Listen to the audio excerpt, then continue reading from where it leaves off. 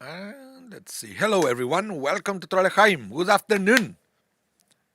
Good afternoon. Thank you so much for tuning in. And here I am, Rabbi Anibal, your host. And hopefully, we're going to have a fun time studying this week's Parsha Bereishit. Finally, we go back to the beginning of everything. And interesting. I'm going through the chat, and I realized that for some reason YouTube is not showing me your names anymore, but your ID. So let me give you an example. Like Brenda, you used to be Brenda Grossman, and now you are at Brenda Grossman 2352, right? Same with Shelly. Shelly, you are for me 54 Church. I guess that's why I'm taking here an educated guess of who is who. Yeah, at David Grossman 9165. That's your ID, by the way, even if you're not aware of that. So I cannot see your names. Paul Rainer 3197. Hello, Holly. You see, Holly Mandelkern 9367. That's your name. Yeah, I don't know why. I don't know why. It's a new thing for YouTube. Even when I program the streams and stuff like that, everything is different now. So once in a while, I have to relearn everything.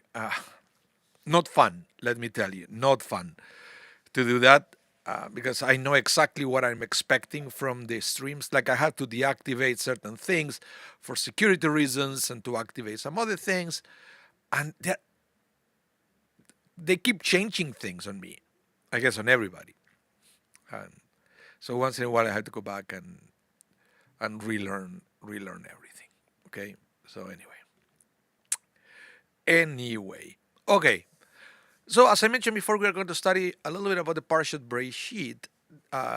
This is something I taught a few years back, but I thought it was a good time to bring it again. It's about a little bit of the mystic aspect of the creation. That is something that is very important to understand, even if you're not into Kabbalah so much. And it's yeah. Shelly Chochinov, you say Windows 10 or Windows 11? No, my friend, this is a Mac. Mac, this Mac OS 26.0.3, I believe. The new one, the latest one from Apple. Yeah, I'm using a MacBook Pro. During COVID, I switched from Windows to Mac, and I think it was in general a good move. Well, welcome Felix Felinus. We don't know your name, but I guess Felix Felinus is fine for now. Um, yeah. Well, I'm gonna give people 2 more minutes before we start with the class. I want everybody at the beginning, when I present the first topic, my first thing. In the meanwhile, you can chat among yourself. You can tell me about your day. You can tell me where you are connecting from. You can tell me your real names if you want. And also, you can go for coffee. You know me by now. This is Trollheim with a good coffee. And when I say good coffee, it has to be espresso based. Okay? Filter sometimes is good, but depends on the quality of the beans. But for espresso, I have my Nespresso machine in the back. And I always, yeah. Oh, Felix, you are Lori Batel. Welcome, Lori. Good to put a name to the ID. Okay, hopefully I will remember in the future, Lori. If I don't remember, somebody else from the class will remember. I'm sure. I'm sure. Yes. Yes, Paul Rainey. I can read your name, Paul. I don't know how to pronounce the town, but I've seen it the other day. I think going through Steinbach, I have to cross by. No? Yeah. Espresso and learning, says Brenda. And yes, Amparo, did I say hello to you? Welcome, Amparo. Um, yeah. Felix, you live, Lori, sorry, Lori, 2 hours north of Houston. Nice, nice. Okay, so let's begin with the class. With the beginning of everything. What do I mean with the beginning of everything? This week we read Parshat Bereishit. Actually, we already read a little bit about read a little bit of Bereishit during Simchat Torah. Okay, Simchat Torah. Um, and it's interesting, and I mentioned this during Simchat Torah, that the other thing that we read in Simchat Torah is the parsha called Vezot Abracha. The difference is, Vezot Abracha, the last portion of the Torah, is read only in the whole length of the parsha, only in Simchat Torah. Okay? But Bereishit is read on Simchat Torah, but then on the Shabbat after. So, Vezot Abracha does not have a Shabbat. It's the only one. And it's a problem for people who only come on Shabbat mornings to synagogues, so they never get the chance to hear the whole Vezot Abracha. So you have to come on Simchat Torah, but I know sometimes it's complicated because one is in the evening, the other one is usually during the week.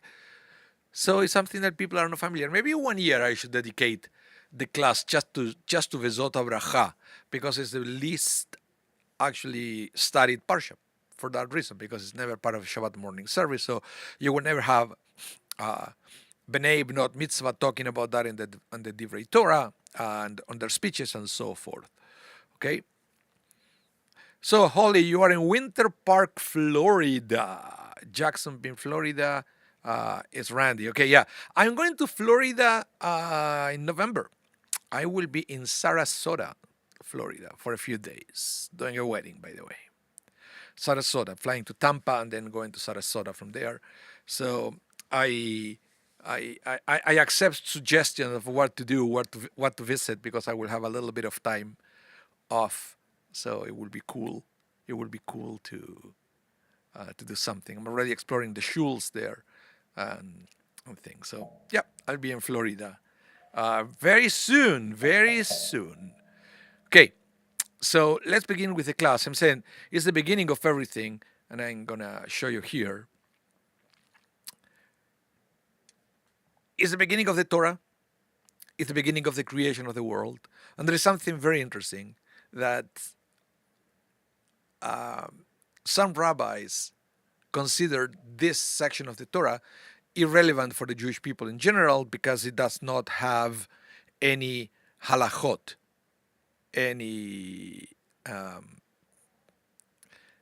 Jewish law, because remember, all the mitzvot, specifically for the Jewish people, begin with the book of Exodus. Specifically with the Exodus itself, when God said to the Jewish people, this will be for you the first month. And that is considered the first global mitzvah for the Jewish people. The things that we do learn from the book of Genesis are the circumcision, okay? And the other thing that is very important, that is that because God created the world, God has the power to assign a land to any people that God may choose. And that is usually a way to understand why we need the book of Genesis, in the sense that it explains that God gave the land of Israel to the Jewish people, God being the owner of the entire world. So that is one thing. But again, the other thing is very important from the book of Genesis is circumcision, and the other one is the prohibition of eating the blood from when we slaughter an animal. That we are going to see a few of those things after the Exodus on the laws that God gave to Noah, and there is the first time that human beings are allowed to eat meat. Before, there is not such a thing. In fact, at the very beginning of the creation, you will see that it seems to imply that human beings were vegetarian. Okay? Anyway, we are not going to go into that today, but we are going to study the very beginning of the Torah, because it's incredible how much information or how many teachings we can extract just from one single verse. In fact, some people said that even the first word of the Torah, Bereishit, in the beginning, we can do, a class just on that word alone. In fact, I will say that I could teach an entire class just on the first letter, that is the letter Bet in Hebrew, Bereishit, the Bet, which is the second letter of the Hebrew alphabet, which is very interesting that the Torah begins with the second letter and not with the first letter, because that will be a very cool thing if the Torah begins with the letter Aleph, right? Which represents the number one, but it begins with the letter Bet that represents the number two. Why is that? And well, it's because if there is one thing that is the signature of this world where we live, is it's called that this is the world of duality. Everything is dual in this world. Everything is dual or more, but at least dual in this world. We will see. Let me explain. Just here out of the bat, at the beginning of the Torah reading, where it says, Bereishit bara Elohim et hashamayim ve'et haaretz. In the beginning, God created heavens and earth. Boom, the duality. Two things. Why this is important to understand that the world started with the letter Bet, and the letter Bet represents number two, and two represents duality, because before creation, the number two didn't exist. Let me know if it starts getting too complicated, but it's the concept of the two or the three or the four, the multiplicity did not exist before the creation of the world. The world needed to be created for duality to exist. What was there before creation? Just God. Just God and nothing else outside God. So the only thing that existed before creation was the one with capital T. Okay? Let me know if you understand what I'm saying. This is very important. This is very important to understand the concept of duality and the number one and the number two and all that. Okay, welcome Judy. I just saw your name here, and thank you everyone for welcoming to the United States. Hopefully I will have a good time. Like everybody, every time I go, I have a good time in the United States. I always get I keep getting surprised, but I shouldn't by now. Every time that I go to the hotel, and the first thing you see outside the hotel, instead of the welcome to the hotel, is no guns. Right? That you don't find that in Canada. For all of you, for some of you that may never been in Canada, that is not something that you will find in a hotel. You may find the sign that says "Do not smoke," but not the "No guns" here. It's just the first thing that always shocks me when I go to the States is, oh, I'm in the United States when I see that sign here. Okay, so again, Bereishit bara Elohim et hashamayim ve'et haaretz. In the beginning, God created heaven and the earth, and we learn about the concept of duality. Now, listen what Rashi will say. Is what I explain of why some rabbis believe that for us Jews to canonize the book of Bereishit, to include it into the Bible, was a very interesting concept because of this. Let me read for you. It was not necessary to begin the Torah except from this month is to you the first month, blah, blah, blah, blah. Exodus 12:2. Why? Because this is the first commandment that the Israelites, Jewish people, were commanded. For the main purpose of the Torah is its commandments. And although several commandments are found in Genesis, as I mentioned before, like circumcision or the provision of eating the tithe sinew or the blood and blah, blah, blah, they could have been included together with the other commandments. Now, for what reason did God commence with in the beginning? Because of the verse, the strength of his works, he related to his people to give them the inheritance of the nations. And this is Rashi quoting a verse from the book of Psalms that he's going to explain right away why he's quoting that verse. Okay, And he says, "For if the nations of the world should say to Israel, 'You are robbers, for you conquered by force the lands of the 7 nations of Canaan,' the land of Canaan, they will reply, 'The entire earth belongs to the Holy One, blessed be He. He created it.'" This we learn from the story of creation, and that's why it's so important to canonize the book of Genesis. "And gave it to whomever He deemed proper. When He wished, He gave it to them, and when He wished, He took it away from them and gave it to us as a promise." Okay? Because we are going to learn also in the book of Genesis, the land of Israel was given to the Jewish people as a promise. And with God promises something, that promise can never be broken. And this is something that we learn from God in the sense that there is a mitzvah, it's a commandment for us as Jewish people to never break a promise. No matter the circumstances, no matter the disappointments, you never break a promise.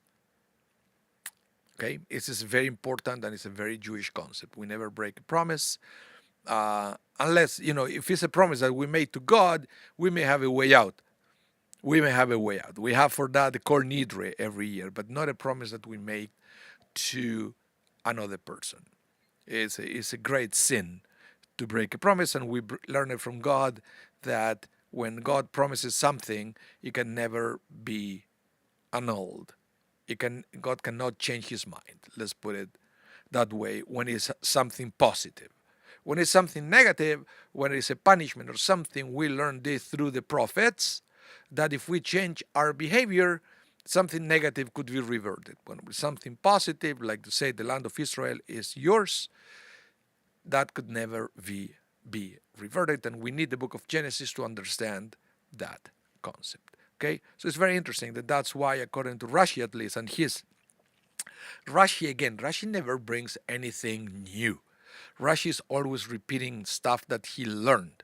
Okay, so this is something that is fundamental in Jewish thought, the understanding of why we need the book of Genesis. On top of that, beyond the mitzvot, and we're going to see that in a minute, beyond the commandments, the book of Genesis is telling us a lot about ourselves.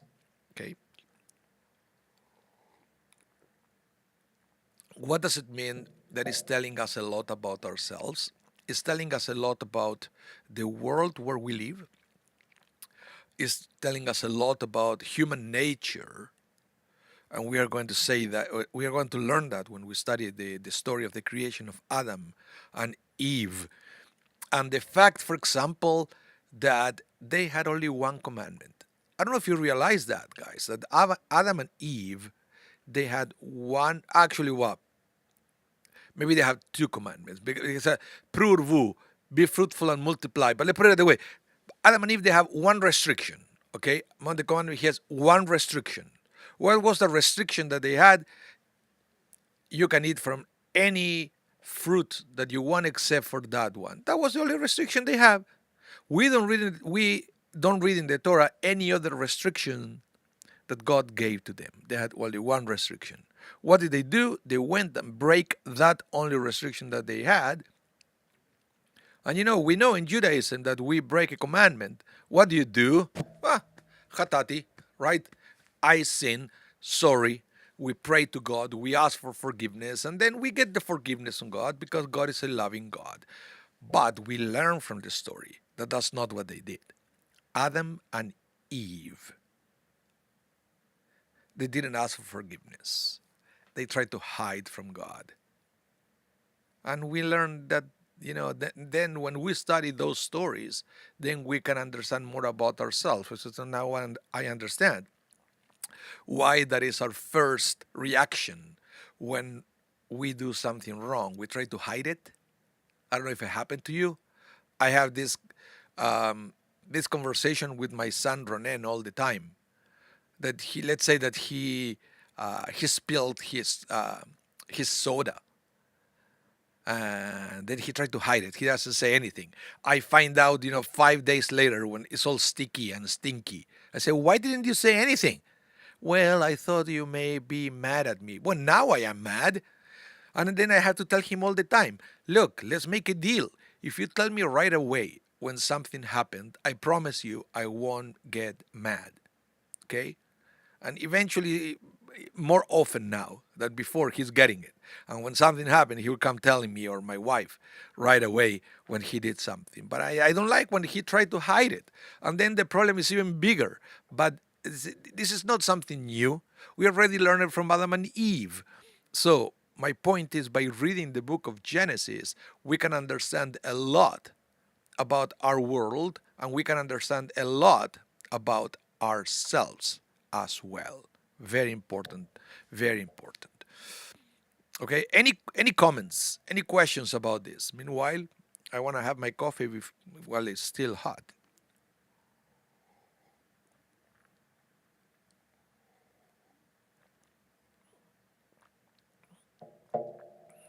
Oh wow, yeah. Holly, you are absolutely right. And by the way, if there is anybody else in the chat, please say your name, say hello. We always like to know who is in the classroom, right? I know even though this is a virtual classroom, it's like a real classroom. When I don't know if it happens, you show up at the class and you look around and you see people never seen before, and then they leave at the end and you never learn their names. So it's good to know the names of people. So Holly, you're absolutely right. I'm gonna highlight this. Um, One of the things that, you know, as you mentioned, that Genesis sets the stage is about the concept of divisiveness within the Jewish people, where you will see from early on of siblings fighting between them, being jealous of each other, and I will say the entire book of Genesis is about that. Since Cain killed Abel, it was always like that. This rivalry between siblings. The only time that we see uh, that we see a little spark of a bright light that brings some hope about that is the very end of the book of Genesis, when for the first time all the brothers, remember, Jacob's sons, all of them are united. So the book of Genesis ends with hope that unity is possible. But other than that, uh, egos, especially egos fights, because one was the firstborn and the other one was jealous of the firstborn, and all that is a signature of the book of Genesis. Is absolutely. Welcome, Glenn. Welcome, Glenn, to the class. Uh, yes. All the things, because the the fish, birds, and animals, because they represent different realms. Because remember I mentioned at the beginning, I don't know if you were here at the beginning of the class, when I said that the book of Genesis start with duality, right? With the number two, with the letter bet in Hebrew, the number two. So basically what you have is the animals below, the animals above. So the waters and the sky, they represent different realms, and that's why they are created differently. And it goes, it was together with the study of the concept of duality at the beginning. Shelley Chochinov, what are you saying here? There is Shalom Garden House in Coop. Actually, Shalom Synagogue shares part of the building with the Coop. Okay, Temple Shalom. And why was that coming? I can't remember. You say something before? Shelley, what you said before about the Shalom Garden? I don't know, Shelley. You have to explain to me the comment. Okay, okay. But now, welcome, Glenn. Again, great to put another face for somebody in the class. Let's continue with the next text. Now, oh, Brenda wanted it. Okay, so let's continue with Midrash Rabbah. The Torah says, "I was the tool of God's artistry." An architect who builds a palace does not do so on his own. He has scrolls and notebooks which he consults regarding how to place the rooms, where to set the doors. So it was with God. He looked into the Torah and created the world. Okay, so what I wanted to share with you here is the midrash that explains that the Torah preceded creation. The concept of the Torah, of the concept of commandments, preceded creation. So everything that we read in the Torah was already in God's mind when God created the world. So all the imperfection that we have and all the things that we know that we have to overcome, that they don't come as a surprise to God. We were created imperfect on purpose. On purpose. And this world, contrary to the next world, the afterlife, this world is the world to do. I like to call it the world to do. This is when we do. We do things. In the other world, we cannot do anymore. Whatever was done was done. Whatever was incomplete, there is nothing we can do about that. So we come to this world to work on our imperfections and to make ourselves better, improving the world in the process. And we come to this world also to get to know God in a different way. It's we get to discover God in this world. So we get to understand that everything followed a plan when God created this world. And that's when we always keep saying that God is in control, because we believe that there is a plan that we don't understand. We cannot pretend that we understand God's plan. Some sense a little bit. People who undertake studies of Kabbalah, of Jewish mysticisms, they want to try to understand a little bit more of God's plan and how God relates to the world. But for most of us, that is actually very difficult to achieve. Thank you, Lori. Yeah, the world to do. And I read the comments of a rabbi once about, he was talking about the world, this is the world to do. Like I said, look, here in this world, for a few bucks, for a few dollars, I can buy tzitzit and fulfill the mitzvah of the tzitzit and to kiss the tzitzit and remember the commandments. In the other world, you can't. You can't fulfill mitzvot in the other world. It's different. This is the world where we do things. Okay? So some people say that part of the purgatory in the other world is the realization of everything that we didn't do. Now, because what happens is, as soon as we die, as soon as we get rid of the physical limitations, all of a sudden, like this, boom, boom, boom, our consciousness has no limits. So when we study things in this world, we study things in a linear way, one thing after the other. You can't study all at once. You have to study one thing after the other. It's when you read a book, page 1, page 2, page 3, page 4. You can, you can take a course on how to read books faster, but it doesn't mean that you can read the book all at once. Or I have this beautiful library behind me, but I have to go book by book. When we leave this world, all the knowledge comes to us in a flash, including everything that we didn't do, now that we can compare it with the master plan. So that brings some sort of disappointment and pain, because there is nothing that we can do now. So that's why the more we can learn about what is expected from us and to do it, that's what we're supposed to be do as Jews for the rest of our lives. Get to know God, get to know God's plan, get to know God's expectations from us. For that, you have to do lots of soul searching to figure it out what your mission is, right? And to do here. Because once we leave this world, there is nothing else we can do. Okay? So, yeah. And Brenda, you say we each have our own reality, and it's very difficult to always blend different realities. Yeah, but it's come. That's why studying is a good beginning to organize all that in your head. Yeah.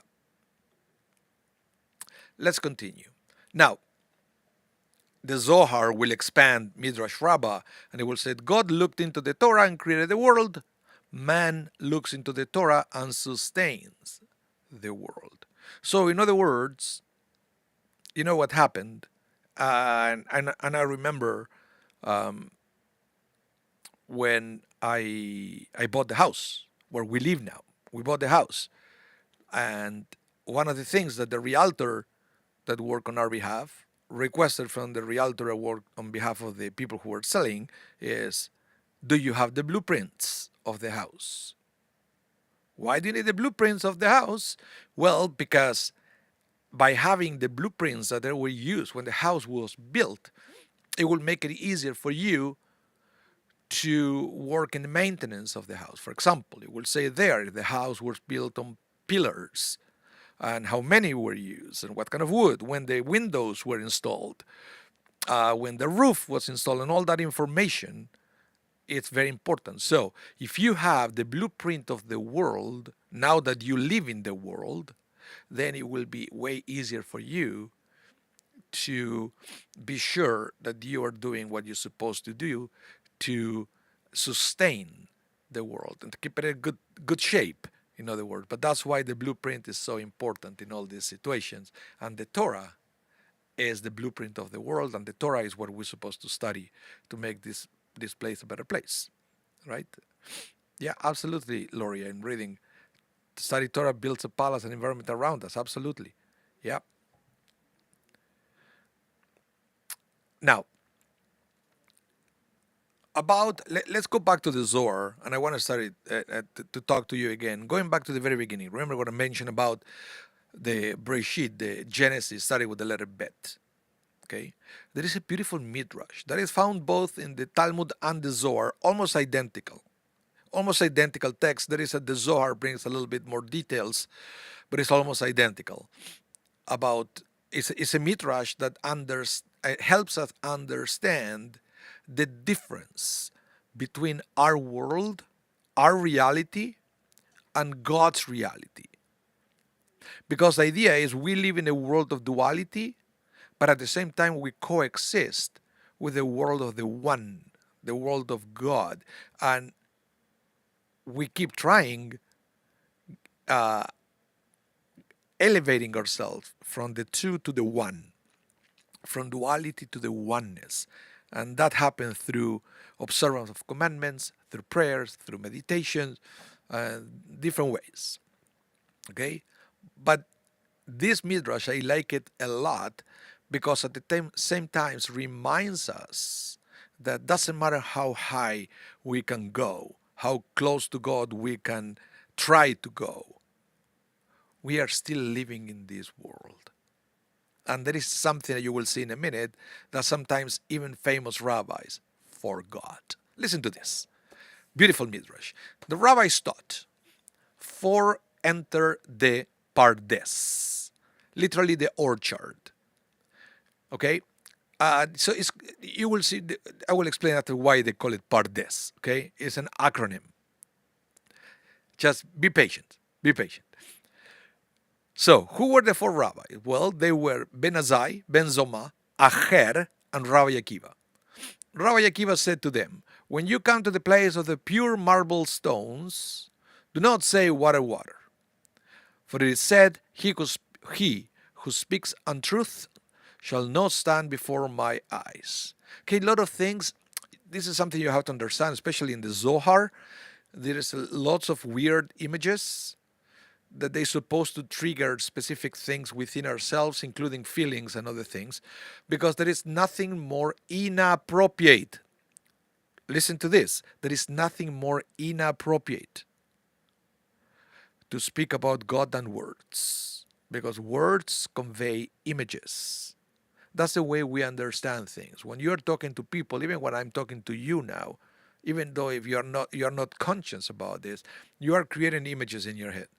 Okay, that's how you can understand what I'm saying. And right out of the bat in the Ten Commandments, God is saying, you are not to create an image of myself. So how can you understand God without building an image? And when I say building an image, I'm not talking just about making God as a statue, but it also means not building mental images of God. Okay, so that's why I said it's very difficult to study all these things because we have to use words to understand each other, but words create images, which is not appropriate to talk to God. So you do the math. So we have to be very careful.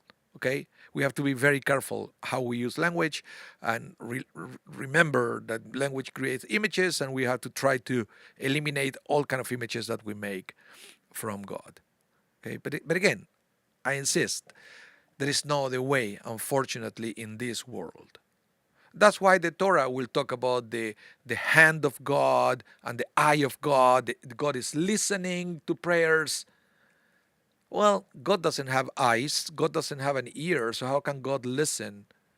Well, we use the word listen, but you know what I mean. It's like a somehow for God, for the divine, to perceive what we say. Right? So we have to be very careful and make this conversion between the language we have and what we are really trying to say. Okay? So back to them. So that's why the Zohar will use all these kind of images, but you have to be very careful. It's not literal. It's not right. When I said, when you come to the place of pure marble stones, don't imagine pure marble stones. That's not the idea here. Okay. Do not say water, water, for it is said, he who speaks untruth shall not stand before my eyes. Okay. Now, what happened with these four rabbis? Ben Azai gazed and died. So he went to the Pardes. He entered. And when he was there, I guess when he was in the place of pure marble stones, he looked at it and he died. Why? We'll see in a minute. Okay? So regarding him, the verse states, precious in the eyes of God is the death of his pious ones. Second rabbi, Ben Zoma, gazed and was harmed. In other words, he lost his sanity. He became cuckoo. He became cuckoo when he entered to the Pardes, when he was in front of the pure marble stones. Regarding him, the verse states, did you find honey? Eat as only much as you need, lest you be overfilled and vomited up. Acher, Rabbi Elisha ben Abuya. By the way, they call it Acher because he became a heretic, and we don't talk about him anymore because he quit Judaism. So this is like Harry Potter. You know who?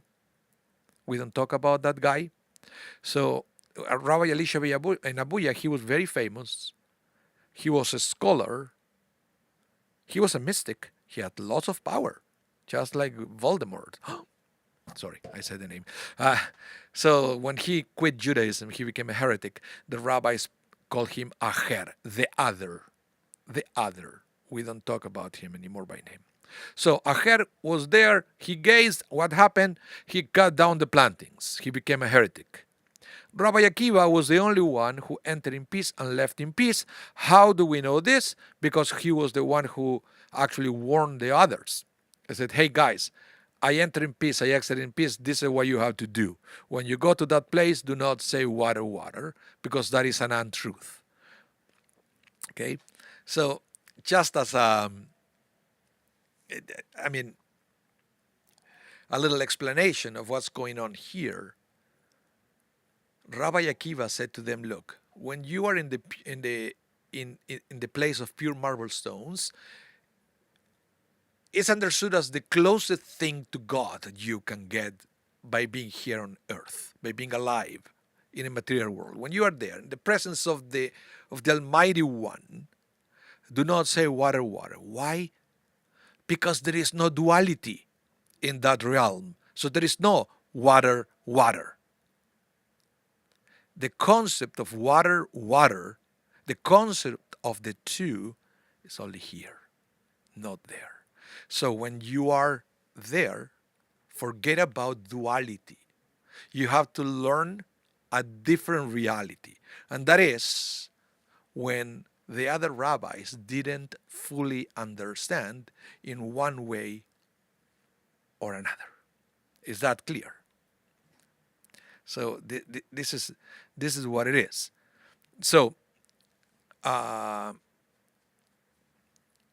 let's go quickly through this, and then I will explain in what way they failed. Okay. So the ancient Saba said to Rabbi Shimon Bar Yochai, Rabbi, Rabbi, holy lamp, surely the pure marble stones are the letter Yud.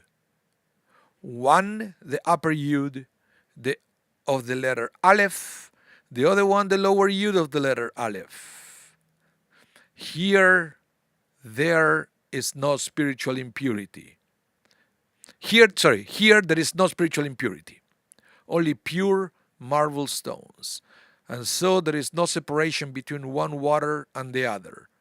The form of a single unity from the aspect of the tree of life, which is the Vav in the midst of the letter Aleph.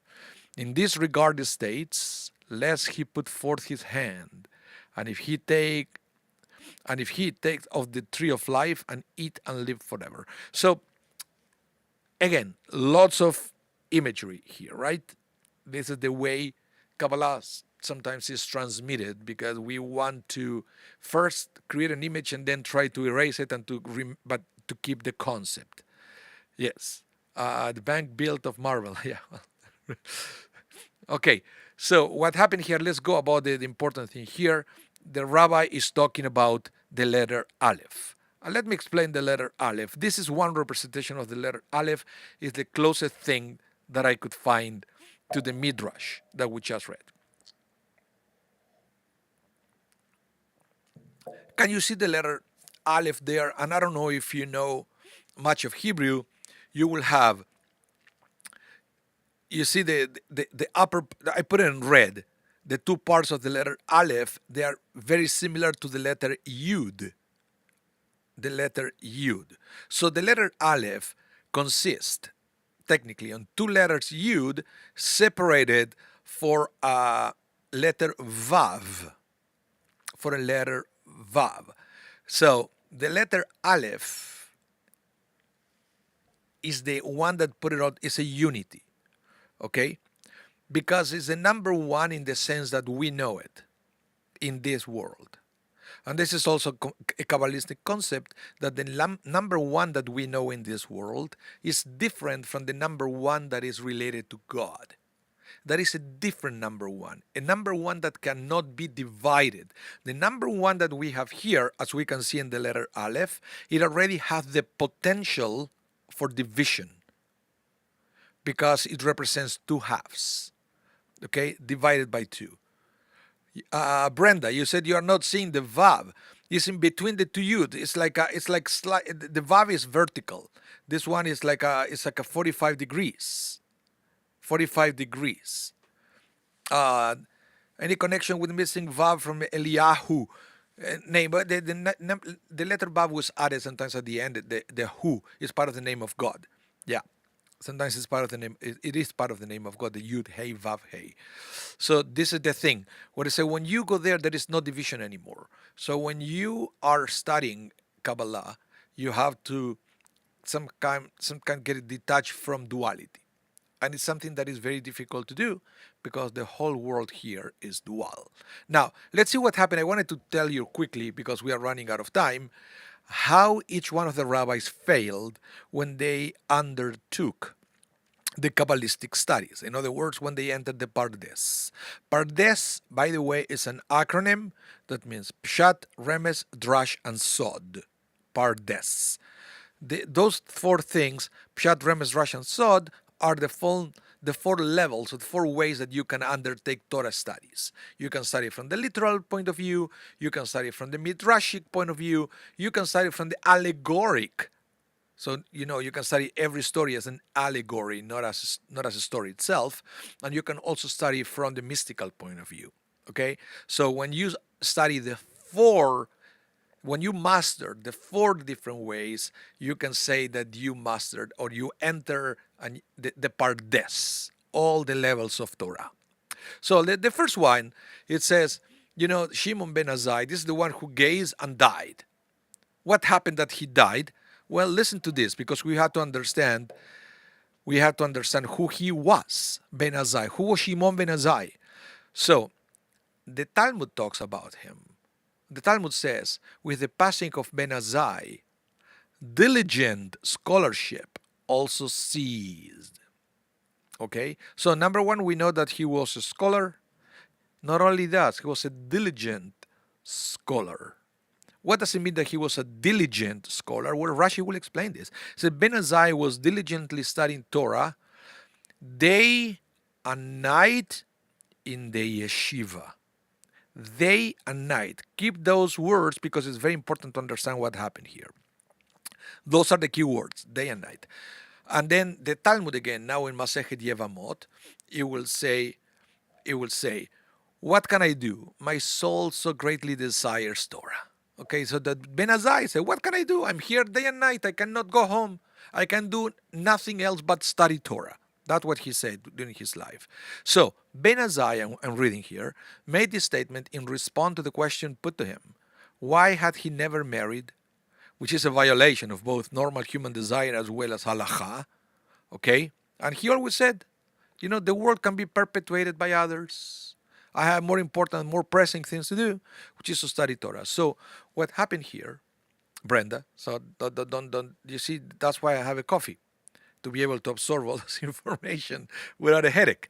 But what happened with this guy is that he was very successful, in fact, to understand the pure marble stones, to understand the oneness of God. He went that high.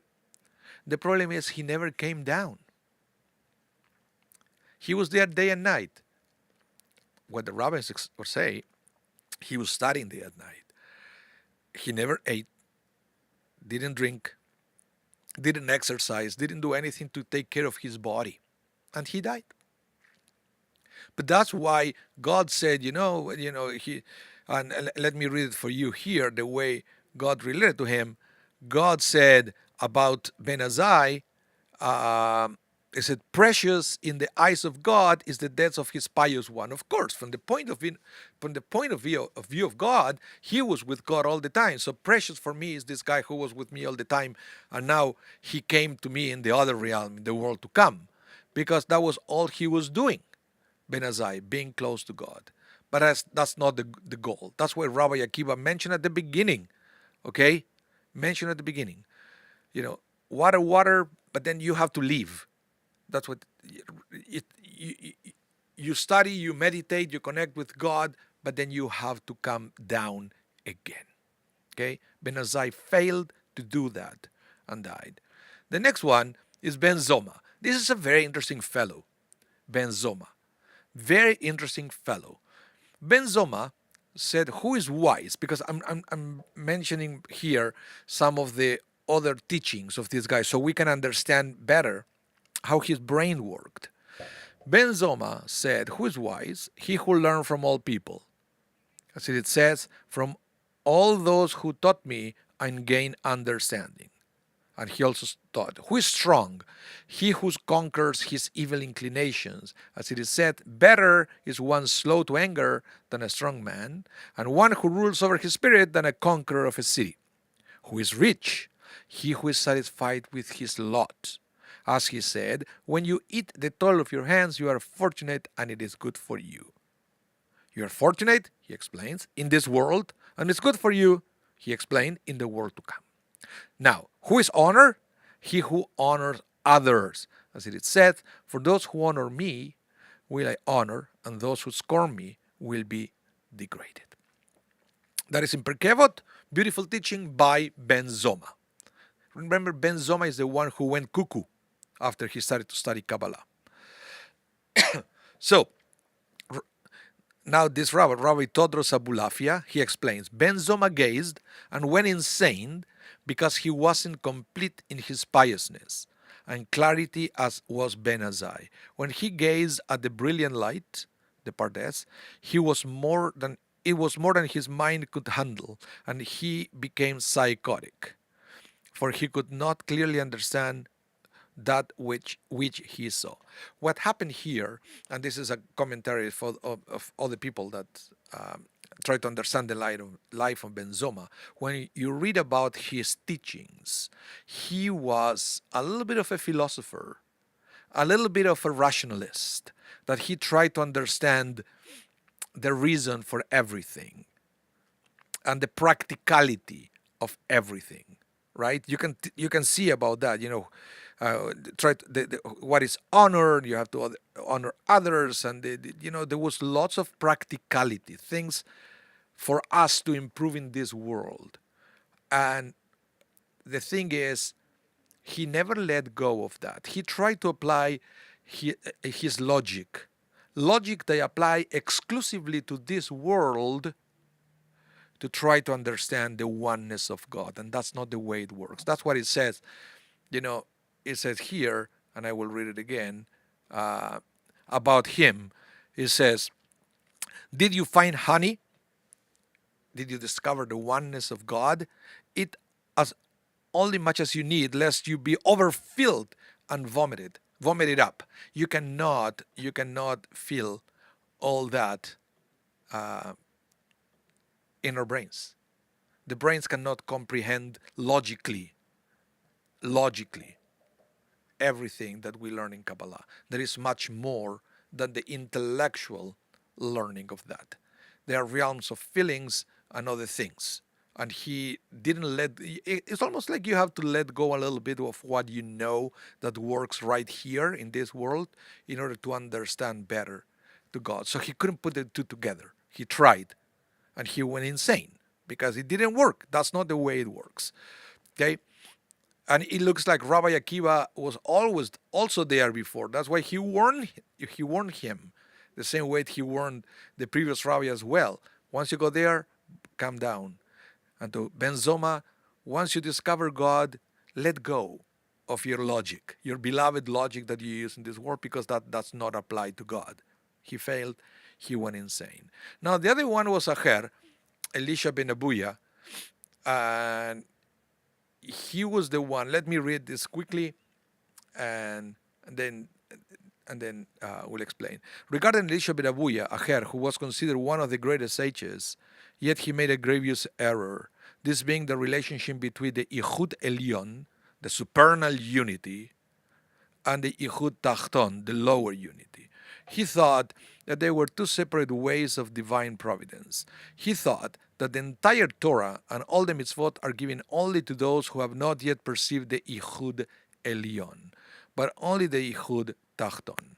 For he thought there is no king without a people who will serve God and do as God wishes. However, the one who, being able to perceive the Yichud Elyon, realizes that there is nothing in existence other than God, and that all is nullified before God. Therefore, there is no place for Torah and mitzvot, and there really is not any free will to merit reward of punishment.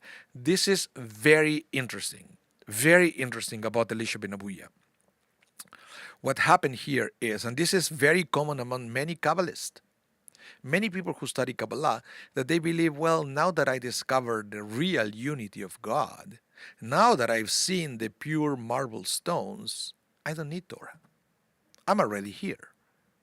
Torah is for the losers. Sorry the language, but that's pretty much what some people think.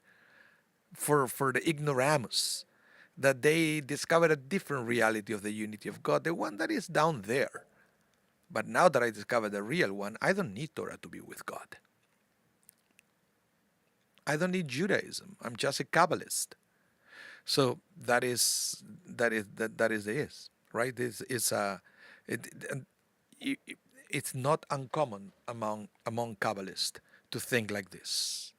Unfortunately, that they abandon religion to undertake exclusively Kabbalistic studies. Do your research. You will see what I'm talking about here. Okay. And then the Vilna Gaon explains here, almost like answering to Elisha ben Abuya, why the two are necessary, right? The two realities. The Vilna Gaon says there is Pshat. Pshat is the literal meaning of the Torah. And there is Sod, and there is Kabbalah. There is both. There is Halacha, and there is Kabbalah. There is Jewish law, and there is Kabbalah. Yet, there is a Sod to Halacha, and there is a Pshat, and there is as there is a pshat, and there is a pshat to Kabbalah, so, and there is sod. So basically, they're all intermingled. You can separate the two and to say one is more important than the others.